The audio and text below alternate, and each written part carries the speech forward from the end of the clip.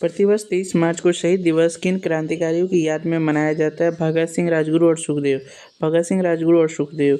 23 मार्च 1931 को लाहौर षड्यंत्र केस में इन तीन वीरों को फांसी दी गई थी। उनकी शहादत को नमन करने के लिए यह दिन मनाया जाता है। विश्व मौसम विज्ञान दिवस 2026 की थीम क्या रखी गई है? जलवायु कार्रवाई के अग्रदूत। ये दिवस हर साल 23 मार्च को विश्व मौसम विज्ञान संगठन की स्थापना की याद में मनाया जाता है। हाल ही में आई साइबर सुरक्षा सूचकांक 2026 में भारत को वैश्विक स्तर पर कौन सा स्थान प्राप्त हुआ? 10वां। डिजिटल बुनियादी ढांचे की सुरक्षा और साइबर खतरों से निपटने की तैयारी के मामले में भारत शीर्ष 10 देशों में शामिल हो गया है। IPL 2026 के उद्घाटन मैच में किस टीम ने जीत के साथ अपने अभियान की शुरुआत की है? चेन्नई सुपर किंग ने। 22 मार्च को खेले गए पहले मैच में डिफेंडिंग चैंपियन CSK ने शानदार जीत दर्ज की। हाल ही में चर्चा में रहा अग्नि-4 मिसाइल का सफल परीक्षण कहाँ से किया गया है? डॉक्टर APJ अब्दुल कलाम द्वीप से, जो कि उड़ीसा में स्थित है। यह परमाणु सुरक्षा इंटरमीडिएट रेंज बैलिस्टिक मिसाइल है जिसकी मारक क्षमता 4000 किलोमीटर है। उत्तर प्रदेश के किस शहर में शहीद भगत सिंह की सबसे ऊंची प्रतिमा का अनावरण किया गया? कानपुर। शहीद दिवस के अवसर पर कानपुर में 25 फीट ऊंची कांस्य प्रतिमा का अनावरण किया गया।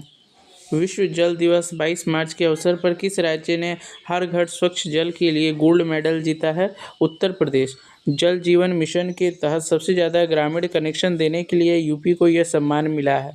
हाल ही में किस देश ने अपनी पहली हाइड्रोजन से चलने वाली ट्रेन का सफल ट्रायल किया है? भारत।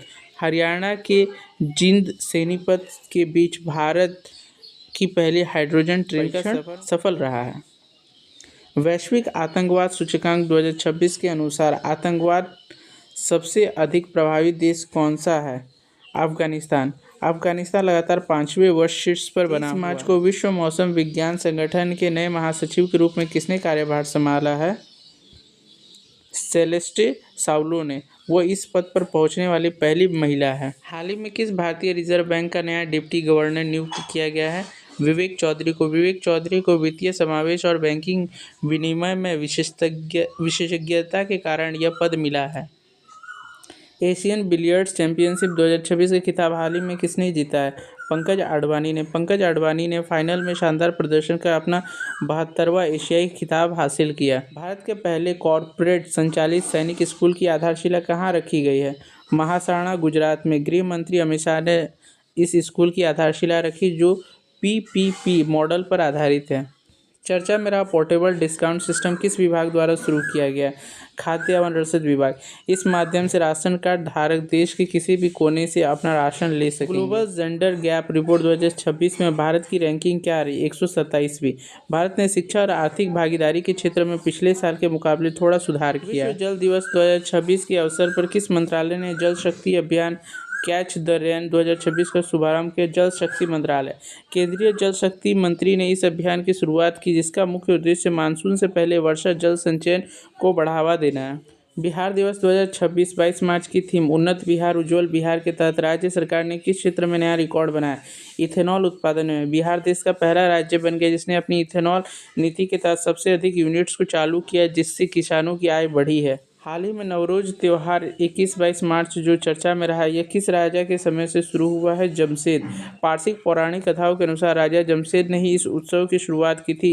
इसे यूनेस्को की अमूर्त सांस्कृतिक विरासत में भी शामिल किया गया है। शतरंज खिलाड़ी मयंक चक्रवर्ती ने हाल ही में भारत के 94वें ग्रैंड मास्टर के खिताब जीता। वे किस राज्य के निवासी? पश्चिम बंगाल। मयंक ने अंतर्राष्ट्रीय शतरंज टूर्नामेंट में आवश्यक रेटिंग अंक प्राप्त कर यह उपलब्धि हासिल की। पश्चिम बंगाल शतरंज के क्षेत्र में भारत एक प्रमुख केंद्र रहा। हाल ही में चमेली देवी जैन पुरस्कार 2025 में से किसे सम्मानित किया गया है? ग्रीष्म कुथार और रितिका चोपड़ा को। यह पुरस्कार उत्कृष्ट महिला पत्रकारों को दिया जाता है। रितिका चोपड़ा इंडियन एक्सप्रेस से जुड़ी है। उन्होंने चुनावी रिपोर्टिंग में बेहतरीन कार्य किया है। शहीद दिवस के अवसर पर पंजाब के मुख्यमंत्री ने भगत सिंह के पैतृक गांव में श्रद्धांजलि दी। इस गांव का क्या नाम है? खटकड़ कला। शहीद आजम भगत सिंह का जन्म और पैतृक जुड़ाव इसी गांव से था। यहाँ उनकी याद में एक विशाल संग्रहालय भी बनाया गया है। उत्तर प्रदेश के गौतम बुद्ध नगर में बन रही डिजिटल यूनिवर्सिटी का मुख्य उद्देश्य क्या है? तकनीकी और कौशल आधारित शिक्षा। यह यूनिवर्सिटी छात्रों को उद्योग की जरूरतों के हिसाब से डिजिटल और AI आधारित कोर्सेज प्रदान करेगी। सरस्वती सम्मान 2025 के लिए किस साहित्यकार को चुना गया है? प्रभा वर्मा को। मलयालम कवि प्रभा वर्मा को उनके काव्य उपन्यास रौद्र सात्विकम के लिए यह प्रतिष्ठित सम्मान दिया गया है। भारत और किस देश के बीच द्विपक्षीय नौसैनिक अभ्यास वरुण का 2026 संस्करण आयोजित हुआ? फ्रांस।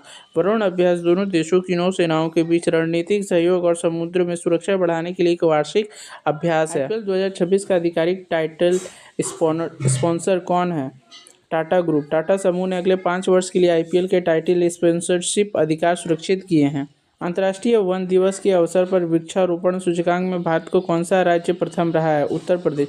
उत्तर प्रदेश ने वृक्षारोपण जन आंदोलन के तहत करोड़ों पौधे लगाकर देश में पहला स्थान प्राप्त किया है। अरुणाचल प्रदेश में स्थित सेला सुरंग की समुद्र तल से ऊंचाई लगभग कितनी है? 13,000 फीट। यह सुरंग रणनीतिक रूप से महत्वपूर्ण है क्योंकि यह चीन सीमा के पास तवांग को हर मौसम में कनेक्टिविटी प्रदान करती है। झारखंड में मनाया जाने वाला प्राकृतिक पर्व सरहुल मुख्य रूप से किस वृक्ष की पूजा से संबंधित है? साल। सरहुल आदिवासियों का सबसे बड़ा त्यौहार है जिसमें साल वृक्ष के फलों की पूजा की जाती है और धरती माता के प्रति आभार व्यक्त किया जाता है। एशिया का एथलीट ऑफ द ईयर हाल ही में किस भारतीय को चुना गया है? नीरज चोपड़ा को। ओलंपिक और वर्ल्ड चैंपियनशिप में गोल्ड मेडल जीतने वाले नीरज चोपड़ा को उनके शानदार प्रदर्शन के लिए एशियाई एथलेटिक्स संघ ने यह सम्मान दिया। प्रतिवर्ष 24 मार्च को कौन सा स्वास्थ्य संबंधी महत्वपूर्ण दिवस मनाया जाता है? विश्व क्षय रोग दिवस। टीबी। 24 मार्च 1882 को डॉक्टर रॉबर्ट कॉच ने टीबी के बैक्टीरिया की खोज की थी। भारत ने 2025 तक देश को टीबी मुक्त कराने का लक्ष्य रखा है। ऐसे ही महत्वपूर्ण जानकारियों के लिए हमारे चैनल सुपर ज्ञान गुरुजी को लाइक, शेयर एंड सब्सक्राइब जरूर कीजिएगा। Thank you.